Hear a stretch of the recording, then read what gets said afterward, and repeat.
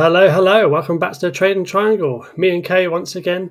How you doing, Kay? I'm Sunday. doing great, Sean. How are you doing? Happy Sunday. Yeah, very good. I'm looking forward to my week because I'm going to Greece on Tuesday. So Mm. just one day of trading and then off to Greece. Looking forward to it. So Obviously, that is a perfect segue to our announcement that we will be taking a break next week from the live. So make sure if you have any requests, drop it in the comment section below. Hi, Sebastian, and let's do this. I will still be looking at charts though. Don't you worry about that on Greece. I'll still be active on X. No, we're just a couple of guys on the internet talking about charts and stocks. So this is not financial advice. We're just having a little bit of fun. And that is what we like to do every week. So we will continue doing it until someone tells us not to, which that will be no one.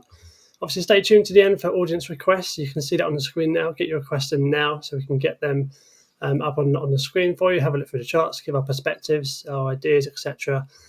So go ahead and stick them on the screen. Right, let's get this slideshow on the road. Oh, I need to go full screen. Ooh. This has gone well, hasn't it? All right. Last week's performance. Wow, what a week. Okay, I'll let you talk about this. Well, I mean, there's really nothing to talk. It looks a little better because this is a weekly performance and not like a daily performance. But there was actually funny. There was a meme. So I don't know who else are following the Olympics or not, but there was this shooter guy from Turkey, and there's probably a lot of memes going around.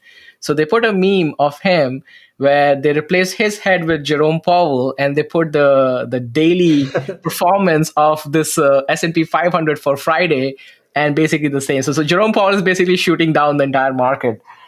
Yeah, I mean,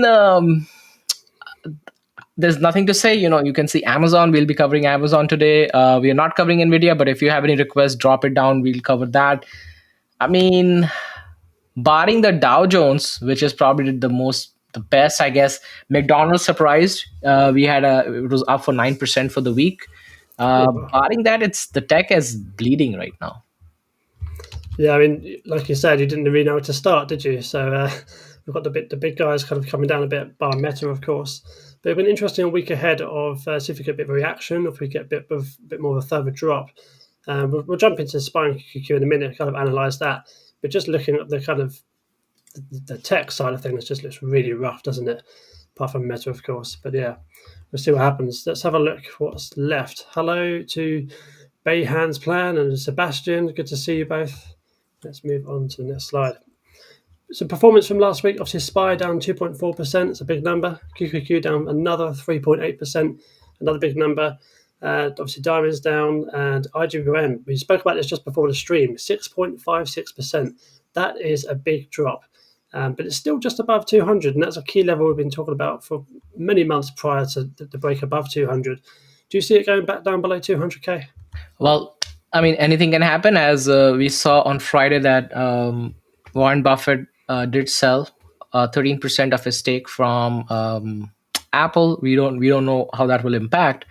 But interestingly, if you have been following the channel, we continue to report the put to call ratio every single week, and it was at 0.6, and every single week it's creeping up 0.05. So now we are up to 0.8. Now, can we go to extreme fear? Yes, we can. But what I'm trying to say is that you got to just keep an eye on the wicks because of the certain volatility that is happening, and also keep an eye on the put to call ratio. And what will change?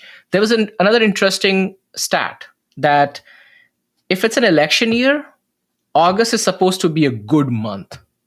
I don't have that link right now, but I will definitely find the link and I'll post it on my Twitter feed. So definitely check that out. But that we'll see how that plays out. But the start of August doesn't look that pretty right now. Yeah, but it's a tricky one. I think we did actually dip into extreme fear, during the week. There's a few screenshots around that. I don't know if it was just briefly. So the fear is there. It's definitely sentiment-wise, you can feel it the last couple of weeks. Obviously, it's been a bit of a sell-off.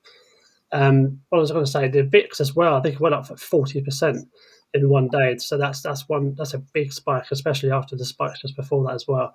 So yeah, a natural reversion to the mean kind of generally happens, but of course, when that happens is to be decided. So I mean, plenty to look forward to this week, plenty more volatility, and that's what we like as traders, isn't it, Kay? Exactly. And if you look at the data on the right hand side, 1 month ago, we were in the same spot in the fear category, and we are still in the same spot in the fear category. So not much has changed within the last month or so. Exactly. Moving on, we've got lots of earnings this week. I'm gutted to say I won't be covering Rivian on my channel like I have done for the last 4 quarters. It'd be interesting to see what they do, obviously, this quarter, or last quarter, should I say, because I'll be obviously in Greece, as I mentioned before. So that's just there on the Tuesday evening. So much on this table. I think we'll start just go day by day, shall we? So on Yeah. Monday, we've got Palantir, Hims and Hers. Palantir, obviously, a crowd favourite. Hims and Hers, revenue machines. And obviously, we've got the kind of retail side of things with Realty Income.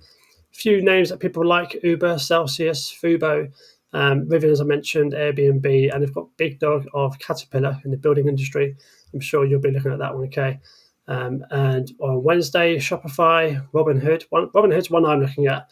I've got a key eye on that one. Disney as well. And I'll let you take through the rest of the week. Also, I've not left you much there. But do you want to talk about Shopify briefly? Because I know you've Yes, got that I'm chart actually going lined to up be too. covering Shopify as Yeah. part one of the chart today. We did miss SMCI Supermicro. Oh, did The we? big, yeah, on Tuesday after close. So that's a Okay. big one. Um, I will, from my Yeah. perspective, I'll also be looking at Datadog on Thursday before open, and then I think that's pretty much it from my side. Then the trade desk that's on that. It's on my watch list I on see Thursday. Sound. I see SoundHound has made it to the top of the list now after its kind of pump in recent months due to the Nvidia kind of news around that. So that'd be interesting to see what they do because that stock has been all over the place. I don't know if you've seen that one, okay? But yeah, no, plenty to look forward to this week on the earnings. I will definitely be looking at it, not that closely because obviously it'll be our way, but yeah, I'll definitely be keeping a keen eye on what's going on. Should we move on to the next slide, okay? Yeah, let's do this. Oh, here we have our first chart. So this is SPY on the daily chart. We can see that the volume is kind of peaking up nicely just above K's head. You can see it there. Um, well done, K. It's producing the SPY volume as always. But what we can see on the chart here is you've got the circles, which are the gaps. This is obviously a gap that has been filled now because we've just come down here on Friday. Big gap open, gap down, sorry, and obviously kind of played around throughout the day. But I pointed out this line here of kind of 531.62. Not my normal kind of accuracy there, but that kind of rough area. Seems as though we've got a bit of support here, maybe from the resistance back in kind of mid-May, but it's not the most solid support line, so I won't be playing a trade around that. That's for sure. A few key areas. Obviously, we've got the gold line at the top here, 562. That's the gap fill to the top. Whether we get there with the sentiment we're showing at the moment anytime soon is probably yet to be seen and probably not too likely. But you never know with this market. It's very, very emotional. And obviously going down to 506 is that's the other gap as well. That looks more likely at the moment given the kind of sentiment and the direction the stock market is going. It's in a little bit of limbo. Would you agree there, Kay? Because it's kind of in between the kind of moving averages and it doesn't really know what it's doing at the moment. That is correct, and I also believe that at 525, I'm looking. There's a lot of volume shelf at 525, so we may see a decent, buying in at that level. You have support, and then even at I would say 518 to 525, that's a good volume shelf area. So I would expect the buyers to step in. Unless we get some kind of a massive geopolitical news that completely shatters the market or surprises. But I think those levels are pretty spot on from a volume show standpoint. So one of the theories I had this week, and I'm just going to spring this on you now, is obviously inflation has kind of shown good things over the last kind of 5 to 6 months or so. And obviously the market is kind of forward looking, generally kind of 6 months to 12 months.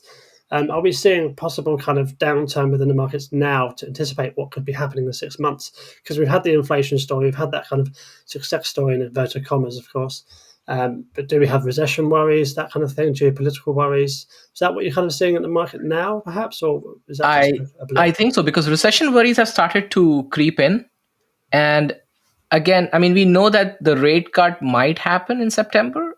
Question is going to be one rate cut or two rate cuts or three rate cuts? Also, on the politics side, which we generally don't discuss on the channel, but we still have to take that into account, as that is one part of the factor, is that so Donald Trump had a pretty good lead, and the market was pricing for him to win. Now, with the change in the nominee on the Democrat side, the polls are at least showing right now. Depends on how you trust the polls or not. That's a different case, but it's showing that the race is going to become tighter and tighter as the weeks progress. So there could be a shift that if the Democrats will retain power, we may see a sell off, because a lot of buying that happened was taking Trump as going to be the winner, and a lot of trades happened that way. That's one another massive news on the geopolitical side is, we saw what happened recently in Iran. Uh, that I don't see that as a major spot, but again, if USA gets pulled into the conflict and something major breaks out, we may see a sudden knee-jerk reaction in the market. Not that any wars are going to pull the stock market down, but there's always a knee-jerk reaction to news. But I think it's more like a domestic election news that I would say will be the bigger key, and then September that we are looking forward for the anticipated rate cut. Yeah, no, I agree. I think they're good words. I think it's useful for people to know and take on board. We've got Sebastian here. BCT lost 10% since market close on Friday. Apple will fall Monday. The put to call ratio is in favour of the long, but the charts are still showing weakness. Kind of what we mentioned here on the charts for SPY. So yeah, another person who thinks possible downside. Let's move on to the QQQs before we spend too much time on SPY. And this one looks a little bit worse, in my opinion. We've got the kind of trend line that goes way back. I forget where to. I think it's from November of last year, thereabouts. It looks like we're just kind of basically trying to break that. Now, I need another confirmation, another kind of red day or even just a flat day for confirmation of a break to the downside here. Typically, I would normally associate that with like a 5-minute chart or 15-minute chart, but it can also work with a daily chart as well, in which case I'll be looking basically for a drop down to this kind of gap fill, which kind of coincides with the 200 moving average as well, which is around about 430. I don't know why I didn't draw a line there. Perhaps I should do that next time. But obviously, volume increasing, and that's kind of all I've got to really say. That kind of 430 level is what I've got my eyes on for potential bounce. Do you see something perhaps happening now? Is there a little bit of bounce happening now? What are your thoughts? Because we've got lots of So there's decent buying at the 440, 457 level on the volume, from volume perspective.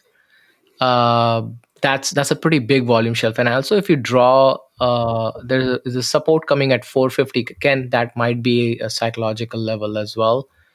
So I'll definitely be watching this level here, because this is a key level.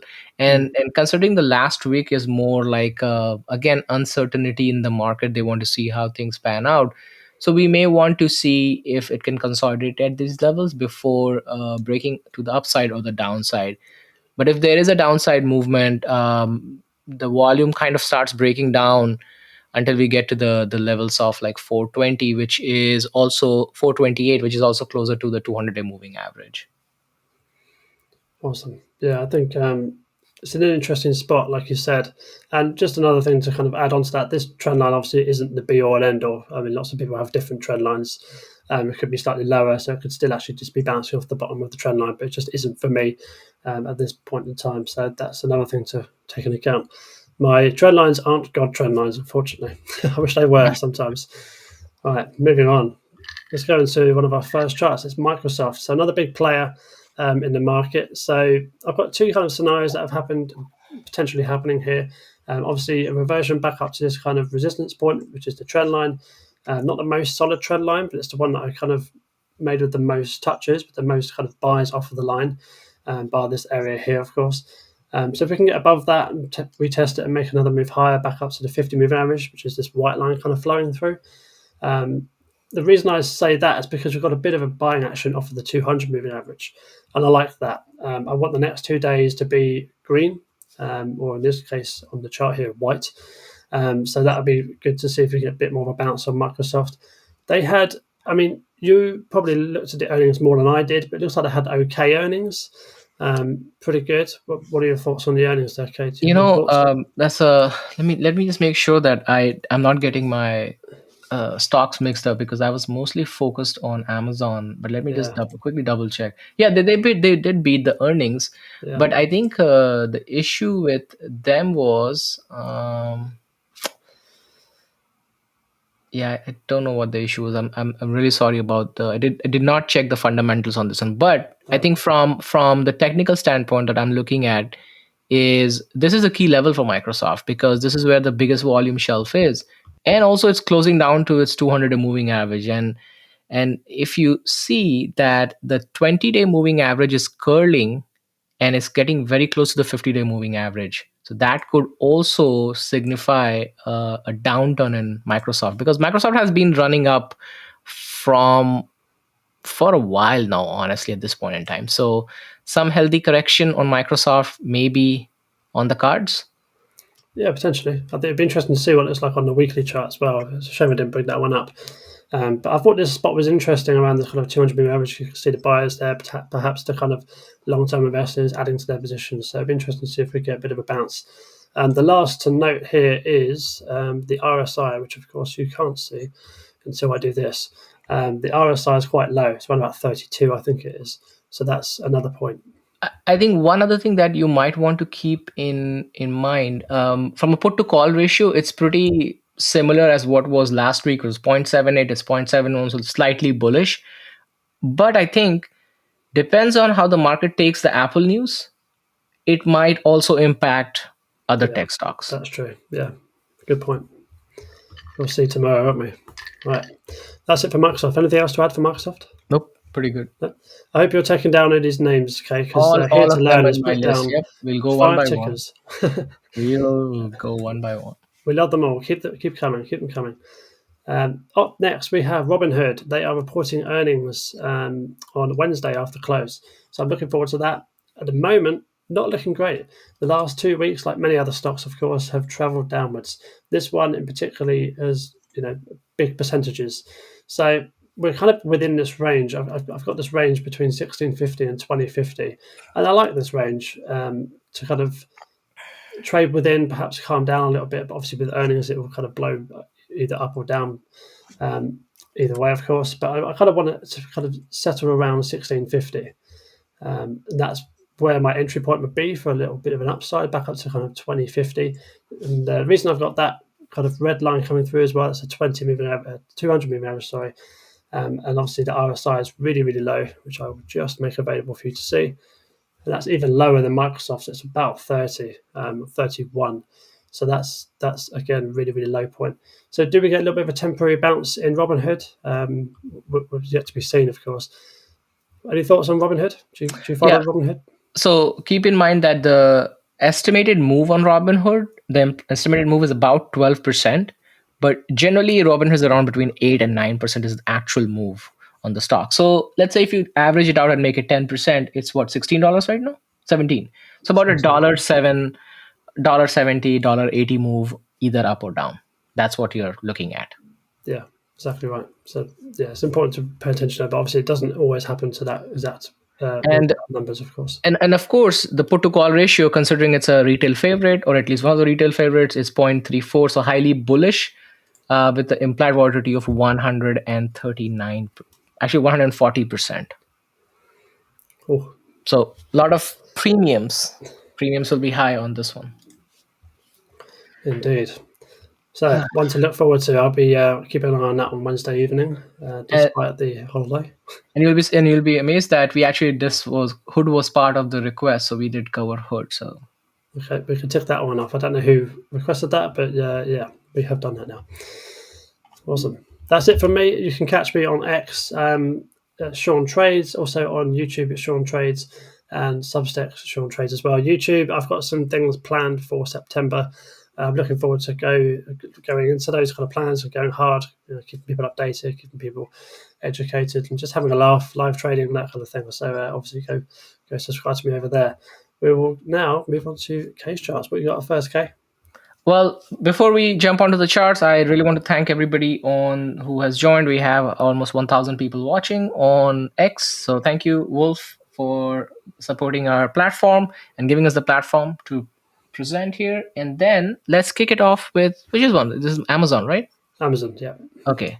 So from an Amazon standpoint, what is very interesting is that Amazon did broke the trend line. It is down 16% from its all-time high. So you can pretty much read that. Key is we are below the 200-day moving average. this little gap that I have, you can say there was a little bit of a gap fill. I generally don't consider the VIX as a gap fill, but we could see an additional downtrend until we see that gap fill happening. And then, of course, then you'll have this gap down, which will eventually be filled at some point in time once the market turns. Highly dependent. So I was reading an article on Amazon. It was very, very interesting. So I forget the name of the writer. It's on Seeking Alpha. The writer said, Amazon used to be a retail giant with a computing business or the cloud business as a secondary unit. Now it seems like Amazon has become a primary cloud computing business with a very expensive retail business, which is not performing. Now, retail in general, regardless of, you can look at any retail companies, they are struggling. Amazon in particular has been hit hard by the Chinese companies like Temu, and I think forget the other one, which is they provide a lot of cheap products. And Amazon seems to have moving into that space where you can buy cheap products from Amazon as well. But again, these things, they take some time for the plan to set in motion, so you might not see those results right away in the second quarter. It may take a couple quarters before Amazon will bounce again. I think if you are an Amazon investor, trader, I think this is a good opportunity. From a trading standpoint, I'll wait for the consolidation phase to happen. But from an investor standpoint, these are good points when every time for a Max 7 or a good quality company, it drops below 200 moving average, I tend to add into my portfolio. So, which I did, by the way, as well for when it happened. Not saying it can't go down more, but if it goes down more, I'll be looking at this level of, I would say, about the 154 area, which is on the map. Yeah, where we see some support. And then between 144 and 154 is another support level coming in. So, see how it plays out. Thoughts? Yeah, I like let's touch on your first point, the wick coming down to close this gap.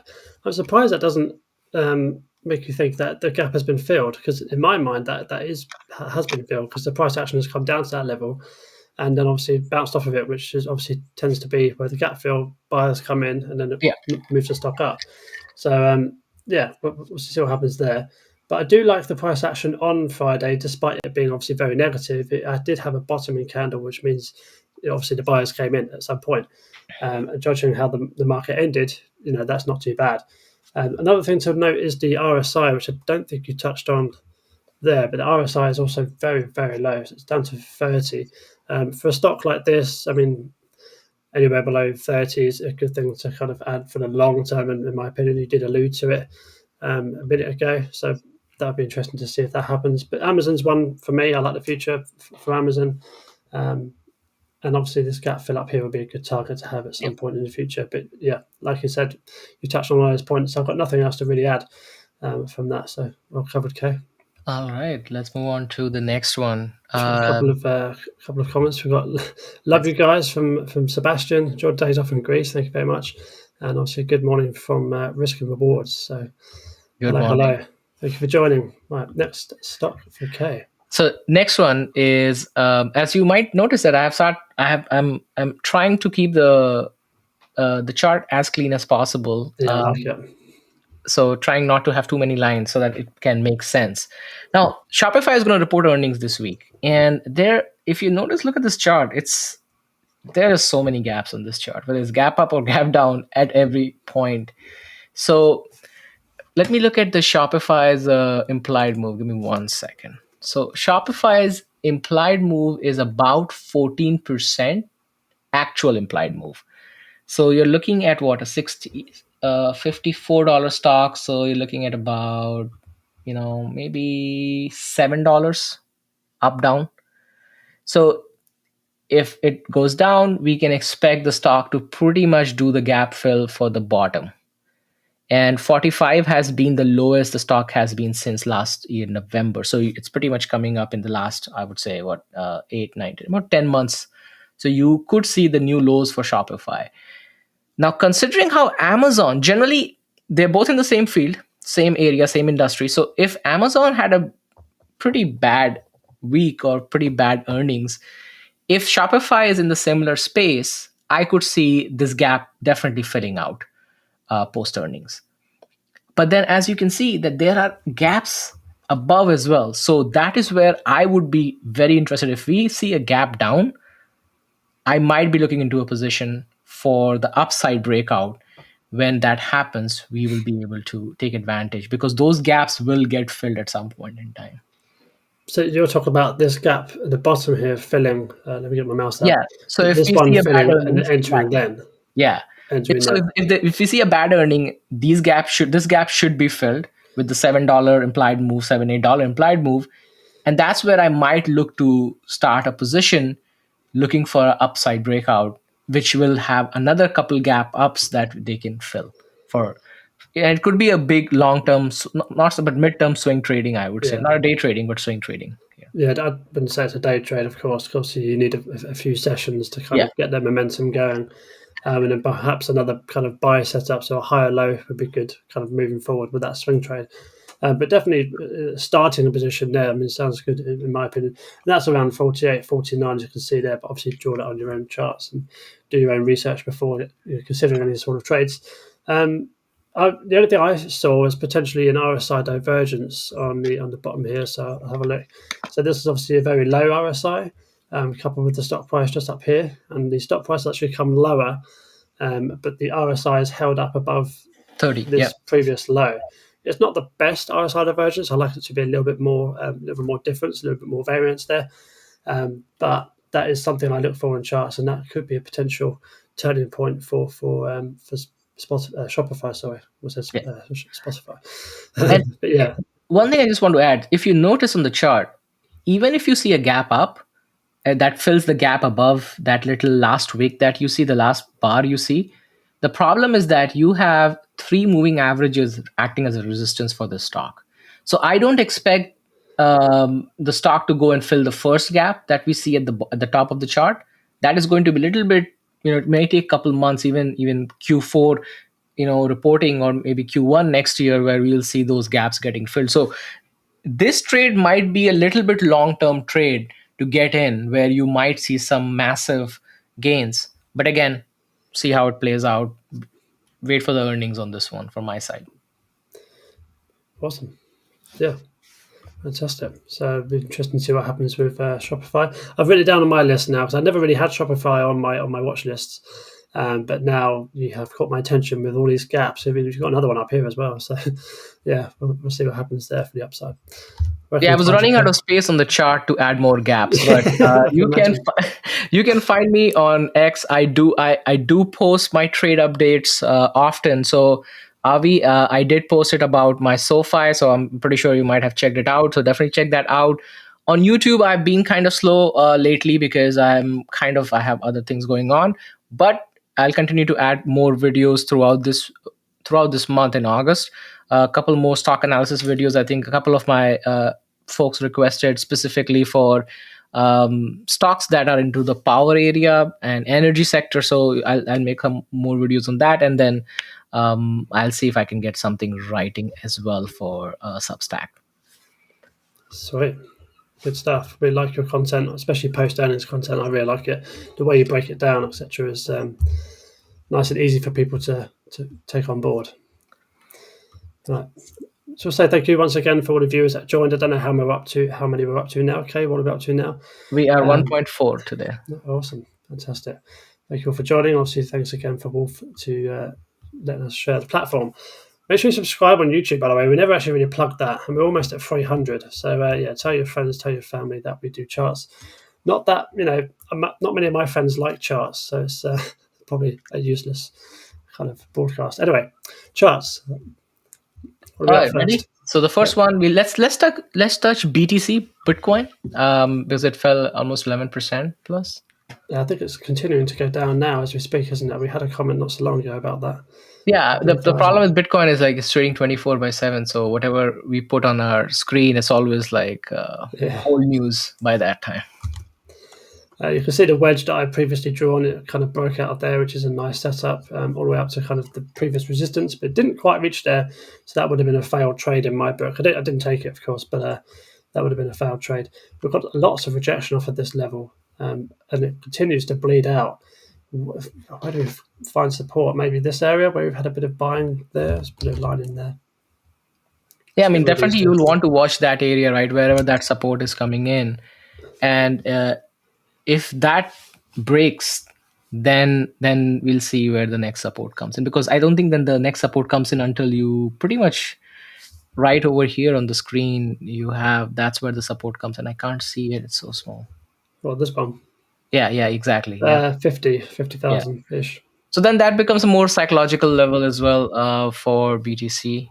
I mean, I wouldn't be surprised if you can see a big decline in BTC and then it gaps up again. I don't trade BTC, so I'm not that familiar with the trend, how it moves. It's a big weekly candle, but if you look at the trend line that goes back from October of last year, it's still well within that trend line. And obviously, we know that, at least in my playbook, you need more than one candle to break a trend. So we'd need the following week to be, again, a red one or even just a flat one for that break to be confirmed, if you see what I mean. But yeah, that's Bitcoin. Let me also, I know that there are other requests, but let me just looking at the Bitcoin miners, specifically Mara. Mara is down below its 200-day moving average, actually. So it's trading at 1719. That's pretty much kind of aligning with how, it moves, just like Bitcoin, right? Yeah.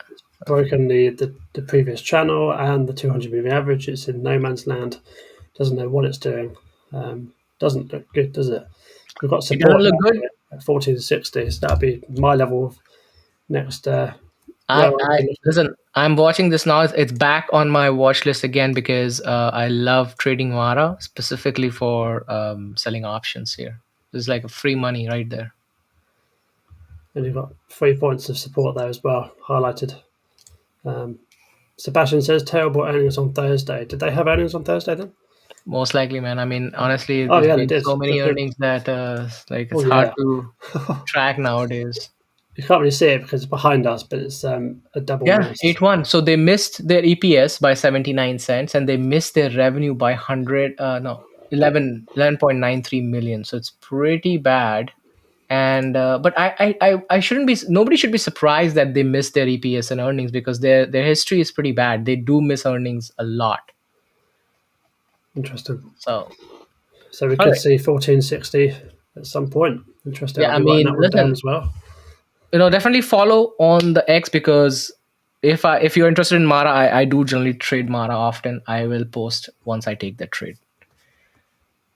All right, let's move to Intel, the star of the week. Yeah, star. I'm not too sure about the star. It's a meteor. So you want me to go with this one first? Yeah, do you want me to do the daily or the weekly? Because the daily doesn't. Oh man, you can keep it. It's just gonna be a rant here, rather than. Okay, go ahead. I'll let you So fire away. I think the CEO needs to be fired. Number one, I just don't see. I mean, I looked at their fundamentals a little bit. They are far away from making any dent into the GPU market. They're losing money in their core business of CPU as well. It's really not performing. And when it comes to fabrication, man, it's gonna take years before it can even show any performance improvement, or it can even deliver any value. I know they made money a little bit here and there, but it's in few $1,000,000, and this company is $100+ billion company.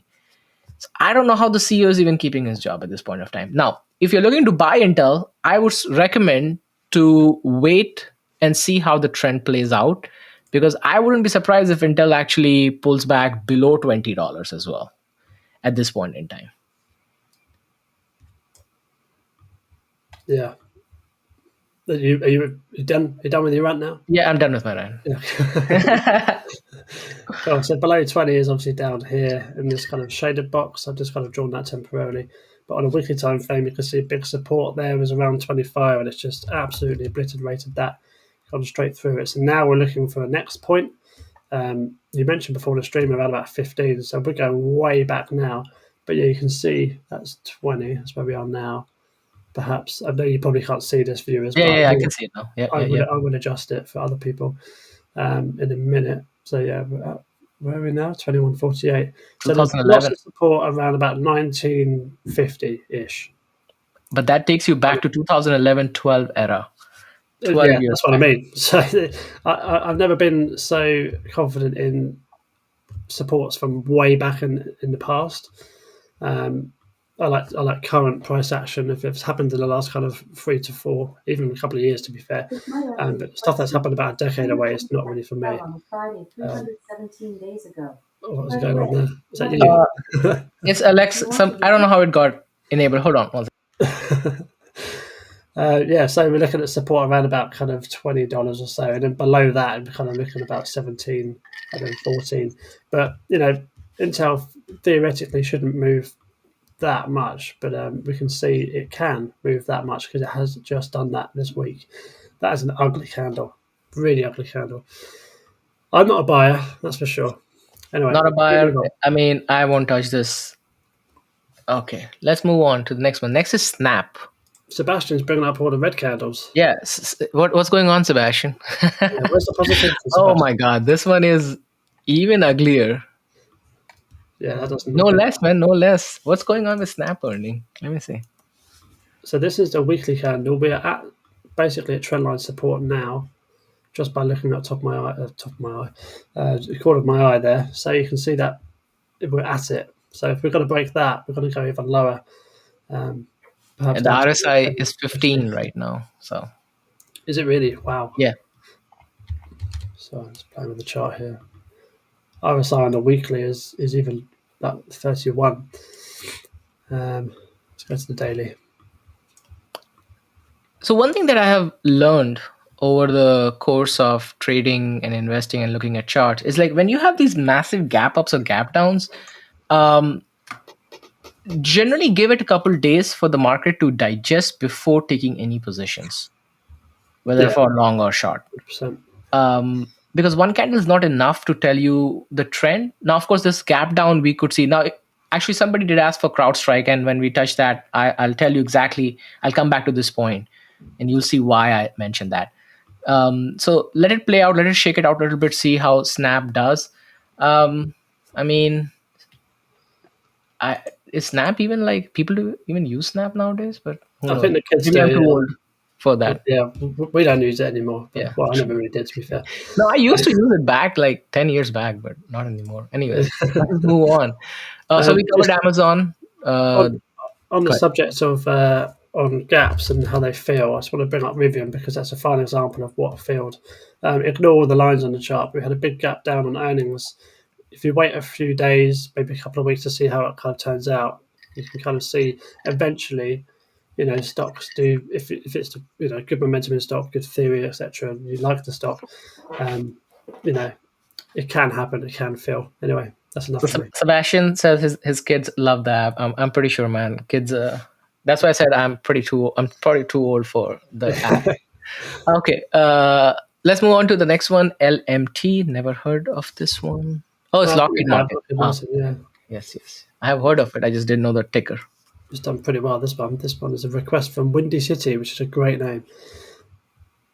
Right. Wow. RSI is very high, and this is the daily as well, so that we could potentially be seeing a little bit of a pullback just from an RSI point of view, because it's at 90 at the moment. No, actually 92. You can't see that on the screen, but you can actually a little bit just above Kate's head there. But 92 on the RSI, is that, in your experience, is that pretty high? I'm pretty sure. Yeah, of course. I mean, so if you have a position, then just enjoy the ride.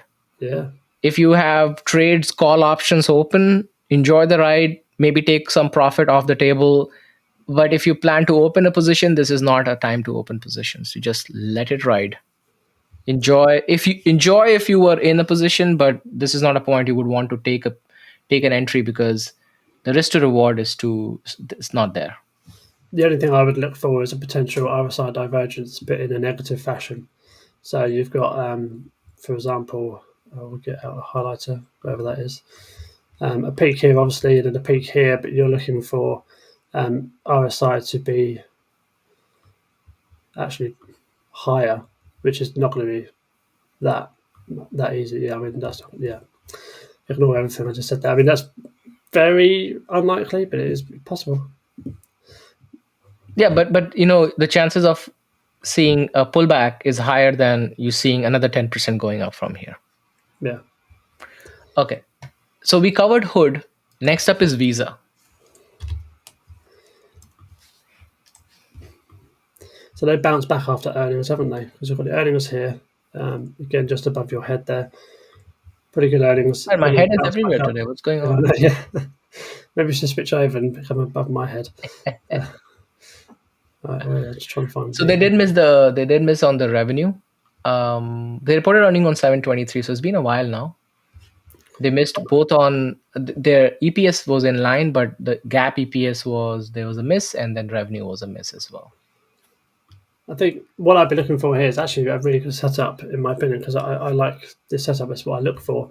Is a trend line breakout, like a breakout trade, Kate. And this is what I've been looking for. If I get the path out, a break above this trend line, come up, retest, and then obviously make a move higher to probably not all-time highs, but that most recent high you can see over here on the left side. Let me ask you this question then. Yeah. Would you wait for the breakout above the 200-day? Because that seems like a resistance to me. It failed 3 times. I would wait for the breakout above all of this. So I'm looking at this level here of about 269, sorry. Almost 270, let's say 270. A break above 270, come back down, probably retest 270, because that would be where all the moving averages are at that point. And it may not come all the way back down to the trend line, because sometimes stocks do that.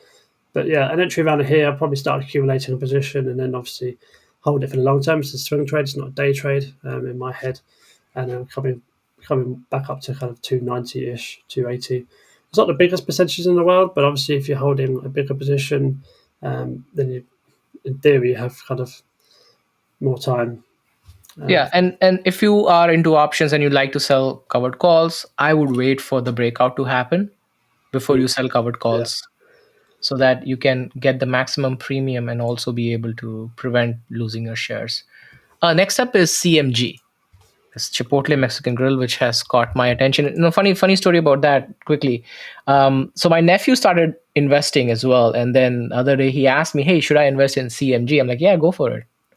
So he started his position in CMG too.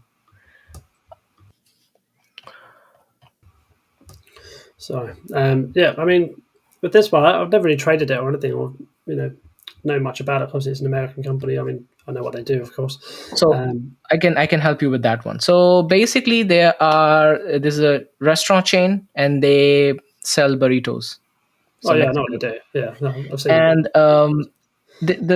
there's some controversy going on, but I don't think that's going to be a big deal. The controversy is basically they are not giving enough portion.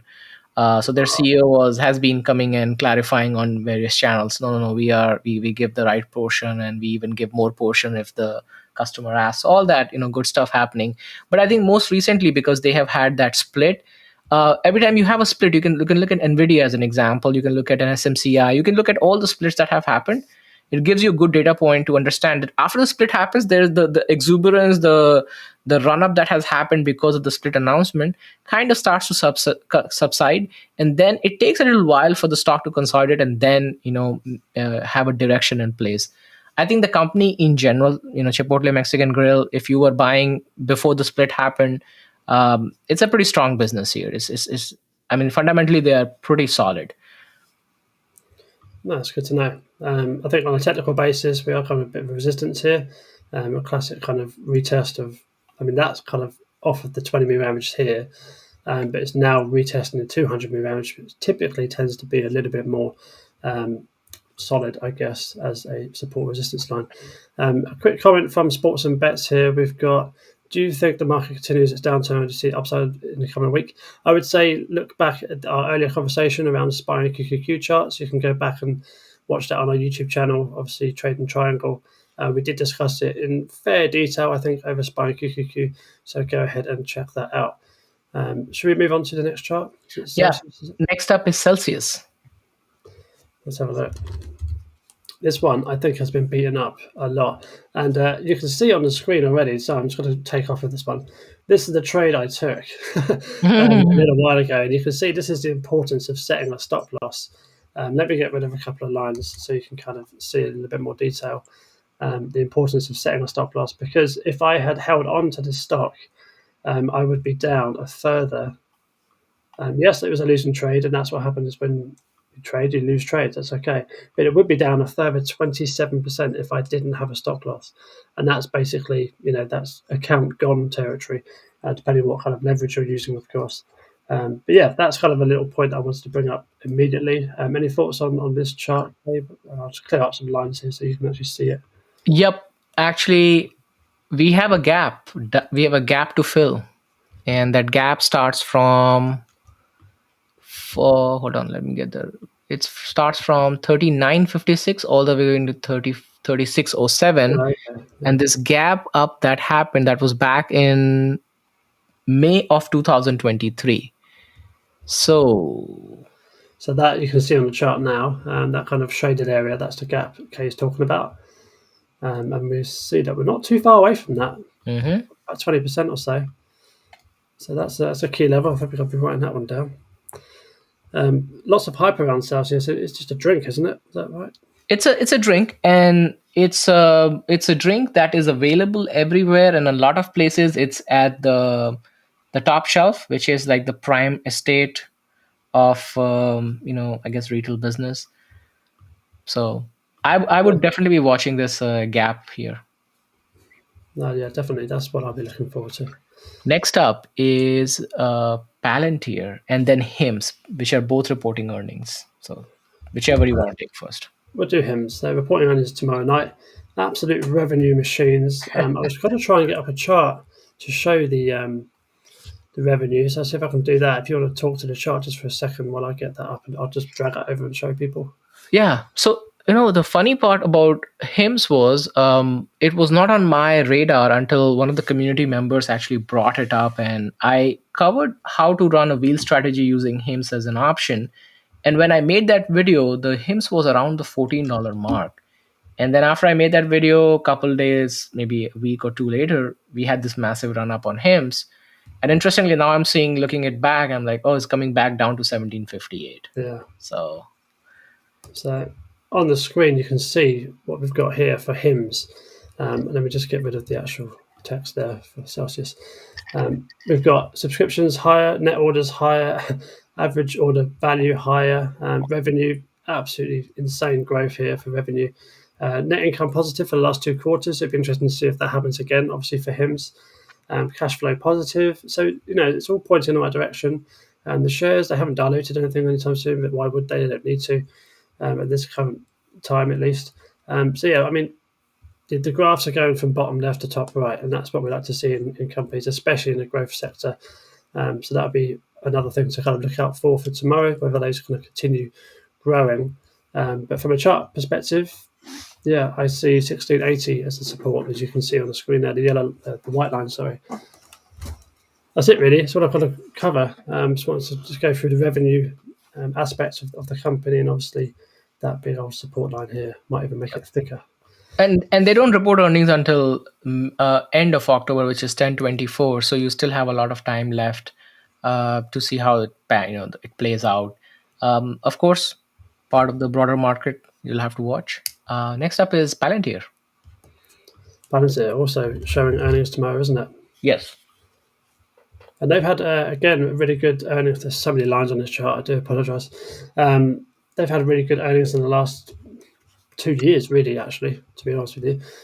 That's reflected in the stock price. It's gone from about $7, I think it was, until what it is now, which is about 25-ish. So, yeah, I mean, again, I wouldn't be trading this until post-earnings. I have traded this before going into earnings, and I've had some luck, and I've also had some bad luck, but that's what happens with a binary event, as you mentioned before. You either lose money or you make money. It's a complete gamble. So my kind of, strategy now is to kind of let the earnings play out and kind of trade after that. I guess that's kind of what you do as well, Kay. Yeah, 100%. And I think I've been a little bit more conservative this earnings season, that I'm not taking pre-earnings play. I think apart from SoFi, I have not taken any earnings play. And honestly, I think we talked about this. That was a couple months back, and I asked you guys a question: is like, where should we look into opening a long-term position for Palantir?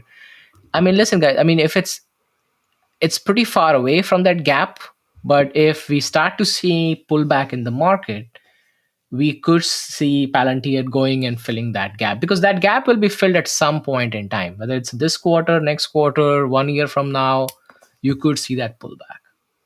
There's potential there, isn't there? Yeah, But potential is always there.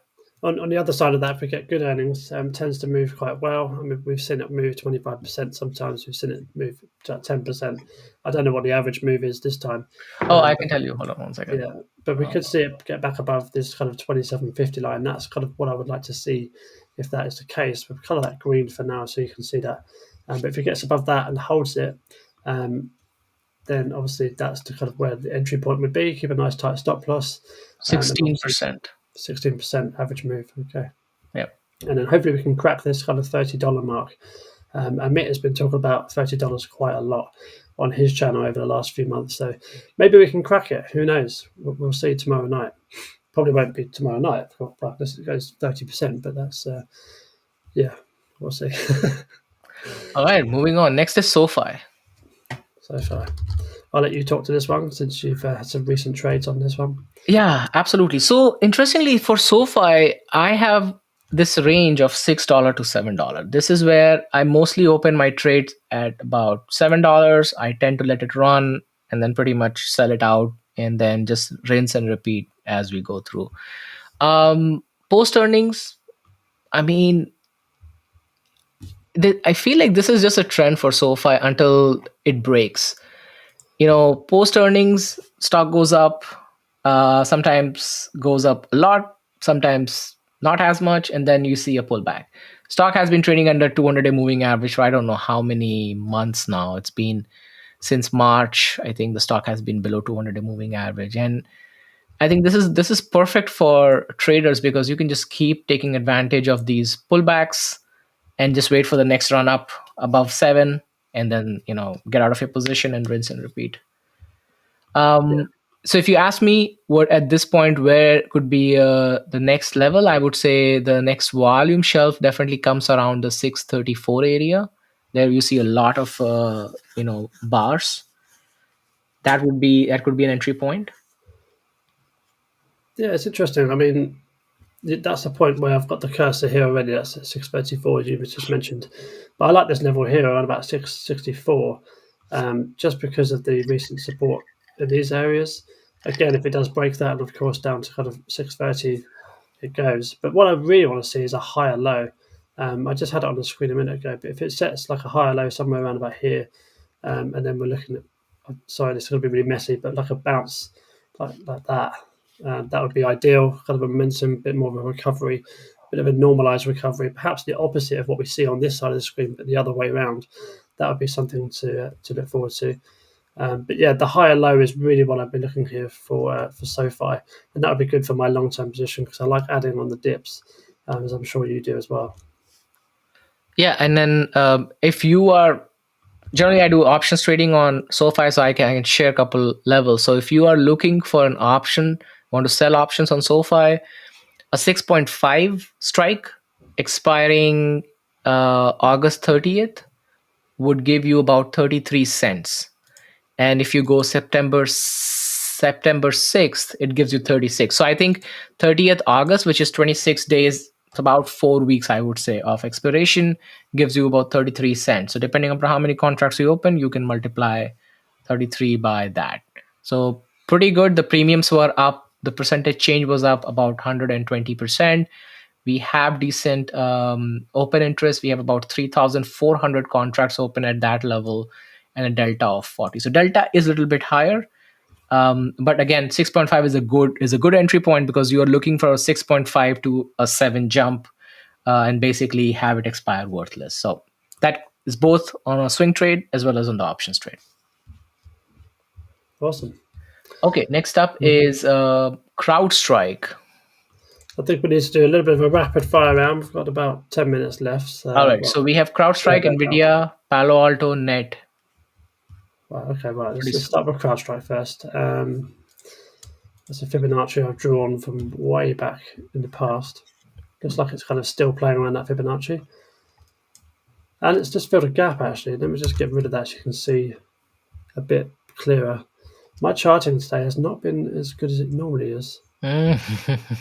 But we see a gap about there-ish. Looks like we've just filled it. So it could be interesting to see if we get a bit of a bounce here, maybe back up to this kind of 238 line that I've drawn. Thereabouts, maybe 240, let's call it. That's not bad in percentage-wise, actually. If you could hold that as a day trade, would you potentially options trade that? No, I would not. I would not sell options on this one yet. It's not. It's. I need to see a little bit more evidence that it has held a position. Right now, it still is in a downward trend. So I would wait for selling options in this one because I don't want to be holding a bag.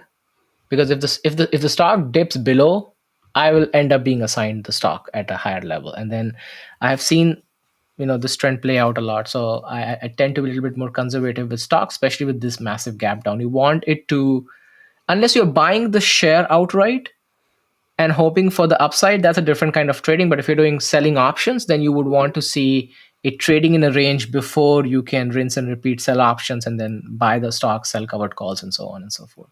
No, I think that's an interesting point because what I was alluding to was obviously trading shares because you could enter here and have a really tight stop loss around about here, which is percentage-wise not a lot.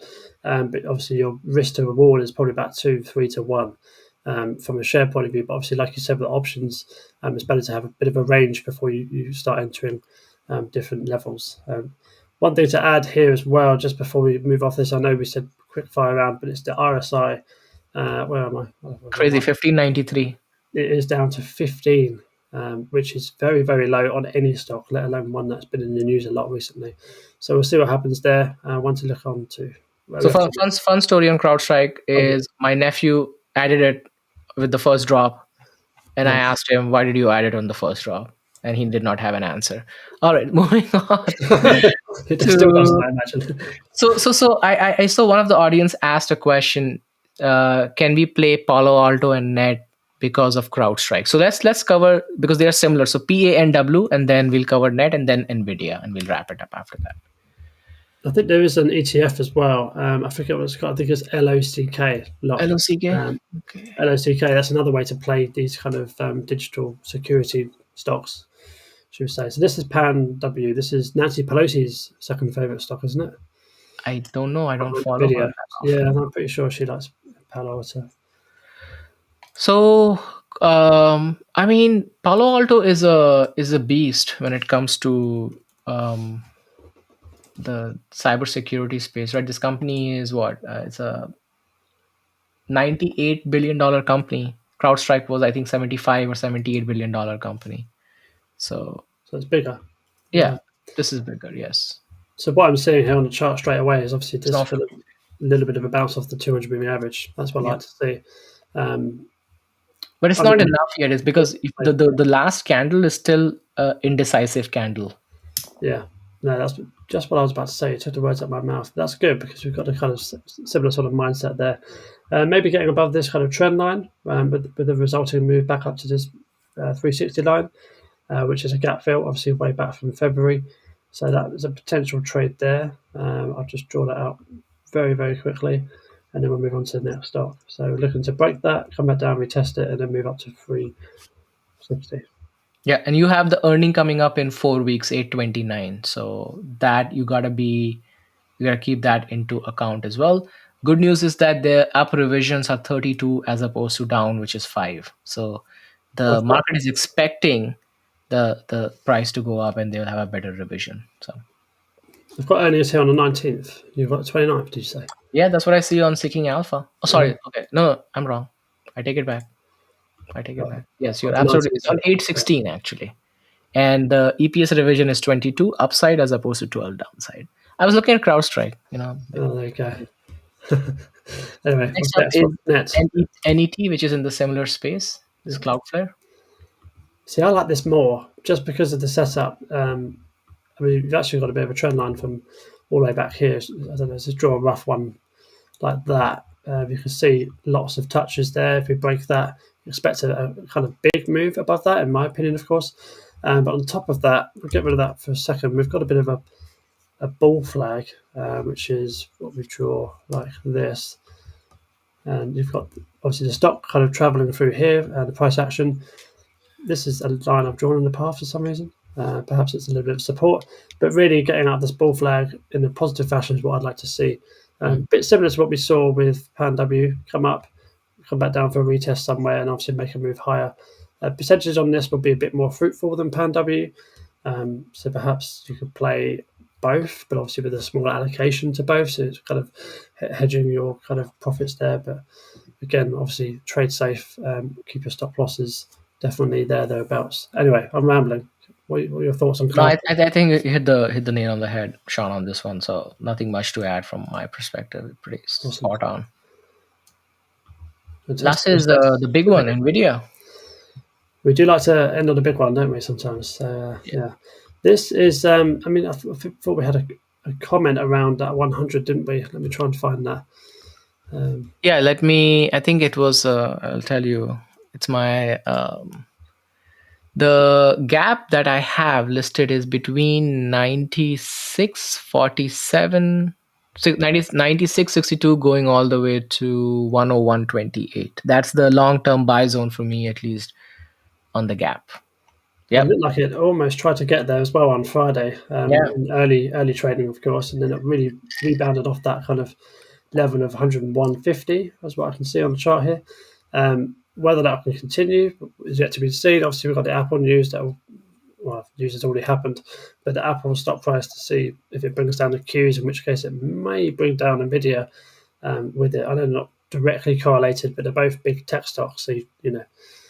So to answer the question of if I'm pronouncing it right, Kuma. Apologies if I mispronounce it.